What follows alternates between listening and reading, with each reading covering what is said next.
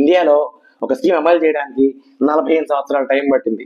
అదే mid day meals. బేసిక్గా ఒక స్టూడెంట్కి వాడి అటెండెన్స్ తగ్గకూడదు, వాడి హెల్త్ బాగుండాలి అండ్ వాడి డ్రాప్ అవుట్స్ తగ్గాలి అని చెప్పి స్టార్ట్ చేసిన ఈ స్కీమ్ తమిళనాడులోని సౌరాష్ట్ర బాయ్స్ హై స్కూల్లో 1955లో స్టార్ట్ చేశారు.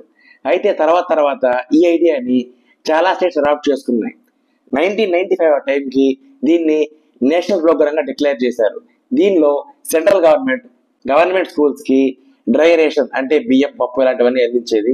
అయితే చాలా స్కూల్స్లో వీటిని వండకుండా డైరెక్ట్గా డిస్ట్రిబ్యూట్ చేయడం, కొన్ని స్కూల్స్లో అయితే ఆ డిస్ట్రిబ్యూషన్ కూడా జరిగేది కాదు.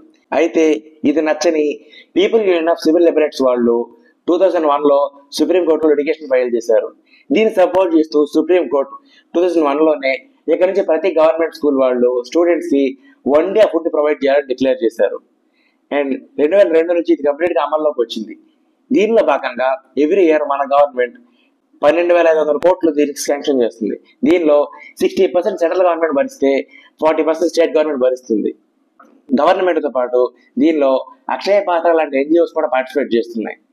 ఎవ్రీ ఇయర్ ఈ స్కీమ్ 11 లక్షల స్కూల్స్లో ఇంప్లిమెంట్ అవుతుంది. దీనివల్ల 12 కోట్ల మంది విద్యార్థులు లబ్ధి పొందుతున్నారు. ప్రపంచంలోనే ఇది బిగ్గెస్ట్ స్కూల్ ఫీడింగ్ స్కీమ్.